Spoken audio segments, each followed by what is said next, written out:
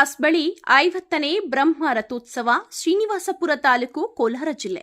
ಪವಿತ್ರ ಪುಣ್ಯಕ್ಷೇತ್ರ ಶ್ರೀ ಪ್ರಸನ್ನ ಪಾರ್ವತಿ ಸಮೇತ ಶ್ರೀಕಂಠೇಶ್ವರ ಸ್ವಾಮಿ ಬ್ರಹ್ಮ ರಥೋತ್ಸವ, ಶ್ರೀ ಜೋಷ ನೀಲದೇವಿ ಸಮೇತ ಶ್ರೀ ಶನೇಶ್ವರ ಸ್ವಾಮಿ, ಶ್ರೀ ಮಹಾಲಕ್ಷ್ಮಿ ಸಮೇತ ಶ್ರೀ ಸತ್ಯನಾರಾಯಣ ಸ್ವಾಮಿ, ಶ್ರೀ ಭೈರೇಶ್ವರ ಸ್ವಾಮಿ, ಶ್ರೀ ಬಾಲಸುಬ್ರಹ್ಮಣ್ಯ ಸ್ವಾಮಿ, ಶ್ರೀ ಅಯ್ಯಪ್ಪ ಸ್ವಾಮಿ, ಶ್ರೀ ಅಭಯ ಆಂಜನೇಯ ಸ್ವಾಮಿ ಪೂಜಾ ಮಹೋತ್ಸವ ಕಾರ್ಯಕ್ರಮದಲ್ಲಿ ಗೌರವಾನ್ವಿತರು ಮಾಜಿ speaker KR Ramesh Kumar, MLA GK Venkatashivareddy, ಮಾಜಿ ಶಾಸಕರು ಡಾಕ್ಟರ್ ವೈಎ ನಾರಾಯಣಸ್ವಾಮಿ, ಸಮಾಜ ಸೇವಕರು ಕೋಲಾರ ಸಿಎಂಆರ್ ಶ್ರೀನಾಥ್, ಹಿರಿಯ ನಾಯಕರು ಭೀಮಗುಂಡ್ಲು ಶಿವಾರೆಡ್ಡಿ, ಮಾಜಿ ಜಿಲ್ಲಾ ಪಂಚಾಯಿತಿ ಅಧ್ಯಕ್ಷರು ತೂಪಲ್ಲಿ ನಾರಾಯಣಸ್ವಾಮಿ, ಪಿಎಲ್ಡಿ ಬ್ಯಾಂಕ್ ಅಧ್ಯಕ್ಷರು ದಿಂಭಲ್ ಅಶೋಕ್, ಪಿಎಲ್ಡಿ ಬ್ಯಾಂಕ್ ನಿರ್ದೇಶಕರು ಸೀತಾರಾಮರೆಡ್ಡಿ, ಮಾಜಿ ತಾಲೂಕು ಪಂಚಾಯಿತಿ ಅಧ್ಯಕ್ಷರು ಬಂಡಪಲ್ಲಿ ಕೃಷ್ಣಾರೆಡ್ಡಿ, ಮಾಜಿ ಗ್ರಾಮ ಪಂಚಾಯಿತಿ ಸದಸ್ಯರು ಬೋರ್ವೆಲ್ ನರಸಿಂಹಾರೆಡ್ಡಿ, ಗೌರವಾನ್ವಿತ ಉಪ್ಪರಪಲ್ಲಿ ಹಿರಿಯ ನಾಯಕ ನಾರಾಯಣಸ್ವಾಮಿ,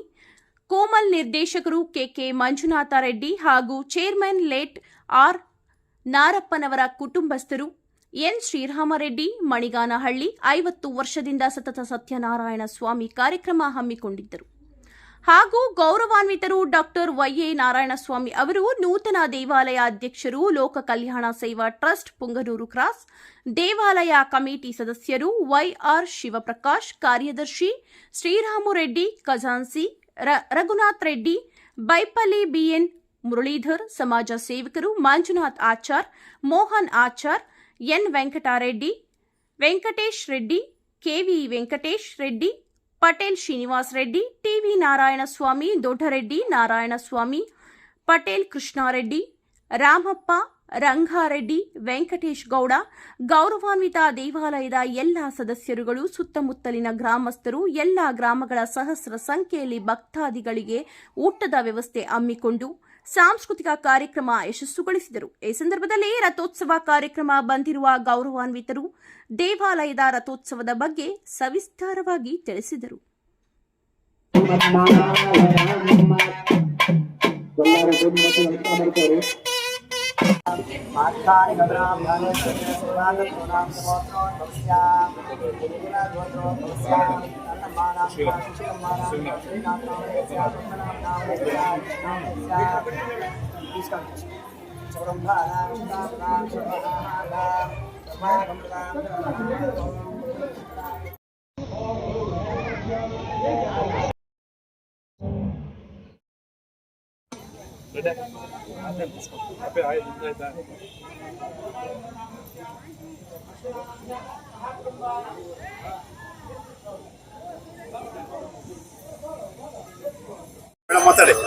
ಎಲ್ಲರಿಗೂ ನಮಸ್ಕಾರ. ನನ್ನ ಹೆಸರು ರಮ್ಯಾ. ನಾನು ದೊಡ್ಡ ವೆಂಕಟ ಸ್ವಾಮಿ ಮೊಮ್ಮಗಳು. ನಾವು ಕುಮ್ಮಗಂಟ ಗ್ರಾಮಸ್ಥರು. ಪ್ರತಿ ವರ್ಷ ಶನಿ ಮಹಾತ್ಮ ಸ್ವಾಮಿ ದೇವಸ್ಥಾನ ರಥೋತ್ಸವ ನಡೆಯುತ್ತದೆ. ನಾವು ಸುತ್ತಮುತ್ತ ಊರಿನವರೆಲ್ಲರೂ ಇಲ್ಲಿ ಬಂದು ಪೂಜೆ ಮಾಡಿಕೊಂಡು ಹೋಗುತ್ತೇವೆ. Thank you. ಮೇಡಮ್, ಈ ಶ್ರೀನಿವಾಸಪುರ ತಾಲೂಕು ವ್ಯಾಪ್ತಿ ಈ ಪುಂಗನೂರು ಕ್ರಾಸು ಈ ಒಂದು ದೇವರ ರಥೋತ್ಸವ ಈ ಒಂದು ಸಂಭ್ರಮ ಆಚರಣೆ ಯಾವ ರೀತಿ ಅನಿಸ್ತಾ ಇದೆ? ತುಂಬಾ ಸಂತೋಷದಿಂದ ಅನ್ಸುತ್ತೆ. ನಾವು ಚಿಕ್ಕ ಮಕ್ಕಳಾಗಿಂದ ಇಲ್ಲಿ ಬಂದು ಪ್ರತಿ ವರ್ಷ ಪೂಜೆ ಮಾಡ್ಕೊಂಡು ಹೋಗ್ತೀವಿ. ದೇವಸ್ಥಾನ ಎಲ್ಲ ತುಂಬಾ ಚೆನ್ನಾಗಿ ಅಭಿವೃದ್ಧಿ ಆಗ್ತಾ ಇದೆ. ಇದೇ ರೀತಿ ಎಲ್ಲರೂ ಜನರು ಬಂದು ಪೂಜೆ ಎಲ್ಲ ಮಾಡ್ಕೊಂಡು ಹೋಗ್ಬೇಕು ಅಂತ ವಿನಂತಿಸ್ತೀವಿ. Thank you.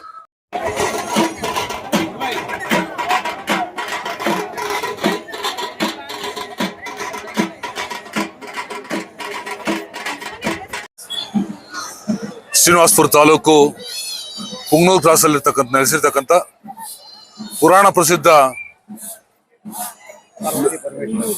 ಪಾರ್ವತಿ ಪರಮೇಶ್ವರದ ಆದಿಯಾಗಿ ಶನೇಶ್ವರ ಒಂದು ದೇವಾಲಯದ ಏನು ಈ ಒಂದು ಆವರಣದಲ್ಲಿ ಸರಿಸುಮಾರು 50 ವರ್ಷಗಳಿಂದ ಬ್ರಹ್ಮರಥೋತ್ಸವ ನಡೆಸ್ಕೊಂಡ್ಬರ್ತಾ ಇದೆ. ಜೊತೆಯಾಗಿ ಈ ಬಾರಿ ವಿಶೇಷ ಹನುಮಂತನ ಒಂದು ದೊಡ್ಡದಾದಂಥ ವಿಗ್ರಹ ಮೂರ್ತಿ ಪ್ರತಿಷ್ಠಾಪನೆ. ಜೊತೆಗೆ ಅದು ವಿಶೇಷ ಏನು ಅಂದ್ರೆ ಸೀತಾರಾಮ ಎದೆಯಲ್ಲಿ ಕೆತ್ತನೆ ಮಾಡಿರ್ತಕ್ಕಂಥ ಒಂದು ಮೂರ್ತಿ. ಇದು ವಿಶೇಷದಲ್ಲಿ ವಿಶೇಷ. ಇಂಥ ಒಂದು ಮೂರ್ತಿಯ ಒಂದು ಜೊತೆ ಪೂಜೆ ನಡೀತಾ ಇದೆ. ಈ ಭಾಗದಲ್ಲಿ ಒಂದು ದೊಡ್ಡ ಮಟ್ಟದ ಒಂದು ದೇವಾಲಯ ನಿರ್ಮಾಣ ಮಾಡ್ತಕ್ಕಂಥ ಒಂದು ಉದ್ದೇಶಗೊಂಡು ಒಂದು ಕಟ್ಟಡ ನಿರ್ಮಾಣದ ಹಂತದಲ್ಲಿ ಕೂಡ ಇದೆ. ಹಾಗೆ ಆಂಜನೇಯ ಸ್ವಾಮಿ ದೇವಾಲಯ ಕೂಡ ಜೊತೆ ಮಾಡ್ಬೇಕಂತಕ್ಕಂಥ ಉದ್ದೇಶ ಕೂಡ ಈ ಭಾಗದ ಮುಖಂಡರು ಮತ್ತೆ ದೇವಾಲಯದ ಒಂದು ಜವಾಬ್ದಾರಿ ಹೊತ್ತಣ್ಣವರು ಹಾಗೆ ನಮ್ಮ ನರಸಿಂಹರೆಡ್ಡಿ ಅಣ್ಣವರು ಆದಿಯಾಗಿ ಎಲ್ಲ ಮುಖಂಡರುಗಳು ಇವತ್ತು ದಿವಸ ಒಂದು ಆಟಕ್ಕದ್ದು ಬಿದ್ದಿದ್ದ ರೀತಿಯಲ್ಲಿ ಇವತ್ತು ದೇವಾಲಯ ನಿರ್ಮಾಣದಲ್ಲಿ ಪಾಲ್ಗೊಂಡಿದ್ದಾರೆ. ನನಗಂತೂ ಬಹಳ ಸಂತೋಷ ಆಗ್ತದೆ. ಯಾಕಂದ್ರೆ ಇದು ಒಂದು ನಮ್ಮ ಒಂದು ಸಾಂಸ್ಕೃತಿಕ ಮತ್ತು ಒಂದು ಧಾರ್ಮಿಕ ಆಚರಣೆಗಳು ನಮ್ಮ ಭಾರತಾದ್ಯಂತ ಒಂದು ಸನಾತನ ಧರ್ಮದ ಒಂದು ಪದ್ಧತಿ ಏನಿದೆ ಆ ಪ್ರಕಾರ ನಡೆದು ಬರ್ತಾ ಇರ್ತದೆ. ಹಾಗಾಗಿ ಗ್ರಾಮೀಣ ಭಾಗದಲ್ಲಿ ಇದಕ್ಕೆ ಹೆಚ್ಚು ಒತ್ತು ಕೊಟ್ಟು ಇನ್ನು ಬ್ರಹ್ಮರಥೋತ್ಸವ, ಜಾತ್ರಾ ಮಹೋತ್ಸವ, ಕರಗ ಉತ್ಸವ ಇವೆಲ್ಲೂ ಕೂಡ ನಮ್ಮ ಒಂದು ಬದುಕಿನ ಅವಿಭಾಜ್ಯ ಅಂಗ. ಆ ನಿಟ್ಟಿನಲ್ಲಿ ನಾವು ಇಂಥ ಒಂದು ಕಾರ್ಯಕ್ರಮದಲ್ಲಿ ಪಾಲ್ಗೊಂಡಾಗ ಮನಸ್ಸಿಗೆ ನೆಮ್ಮದಿ ಮತ್ತೆ ಒಂದು ಎಲ್ಲರ ಒಂದು ಸಹಭಾಗಿತ್ವ ಬೆಳೆಸೋದ್ರ ಜೊತೆಗೆ ಒಂದು ಎಲ್ಲ ಸಮಾನತೆ ಕಾಣೋ ನಿಟ್ಟಿನಲ್ಲಿ ಏನು ದೇವರ ಒಂದು ಕೃಪೆ ನಾವು ಭಾಜನರಾಗಿದ್ದೀರಿ. ನನ್ನ ಕೂಡ ವಿಶೇಷವಾಗಿ ಈ ಸಂದರ್ಭದಲ್ಲಿ ಕರೆದು ಈ ಒಂದು ಜಾತ್ರೆಯಲ್ಲಿ ಪಾಲ್ಗೊಂಡು ಮತ್ತೆ ದೇವರ ಒಂದು ಅನುವು ಮಾಡಿಕೊಟ್ಟಂತ ಎಲ್ಲ ಸಮಸ್ತ ಒಂದು ಆ ಮುಖಂಡರಿಗೂ ಮತ್ತೆ ನನ್ನ ಈ ಒಂದು ಶ್ರೀನಿವಾಸಪುರದ ಎಲ್ಲ ನನ್ನ ಭಕ್ತ ಮಹಾಶಯರು ಕೂಡ ನಾನು ಧನ್ಯವಾದಗಳು, ಅಭಿನಂದನೆ ತಿಳಿಸ್ತೀನಿ. ನಮಸ್ಕಾರ. ಸರ್, ತಮ್ಮಲ್ಲಿ ಜಿಲ್ಲಾ ವ್ಯಾಪ್ತಿ ಈ ಶ್ರೀನಿವಾಸ ತಾಲೂಕಿನಲ್ಲಿ ಶನಿಮಹಾತ್ಮ ದೇವಸ್ಥಾನ ಪೂರ್ಣ ಕ್ರಾಸಲ್ಲಿ ಈ ಒಂದು ಧರ್ಮಾಧಿಕಾರಿಗಳು, ಈ ಒಂದು ಪದಾಧಿಕಾರಿಗಳು ಎಲ್ಲರ ಒಂದು ಸಹಭಾಗಿತ್ವದಲ್ಲಿ ಯಶಸ್ಸಾಗಿದೆ. ಇದೊಂದು ಪುಣ್ಯಕ್ಷೇತ್ರ. ತಾವು ಸಮಾಜ ಸೇವೆಯಲ್ಲಿ ಈಗಾಗಲೇ ತೊಡಗಿದ್ದು ಈ ತಾಲೂಕು ವ್ಯಾಪ್ತಿ ಎಷ್ಟೋ ದೇವಸ್ಥಾನ ನೋಡಿದ್ದೀರಿ. ಈ ದೇವಸ್ಥಾನ ಮಹಾತ್ಮ, ಈ ಒಂದು ಸಂಭ್ರಮ, ಈ ಒಂದು ಊಟದ ವ್ಯವಸ್ಥೆ ಯಾವ ರೀತಿ ಅನಿಸ್ತದೆ? ನೋಡಿ, ಇದು ಬೆಳಿಗ್ಗೆ ಮುಂಜಾನೆ ಪ್ರಾರಂಭ ಆಗಿದೆ ಪೂಜೆ.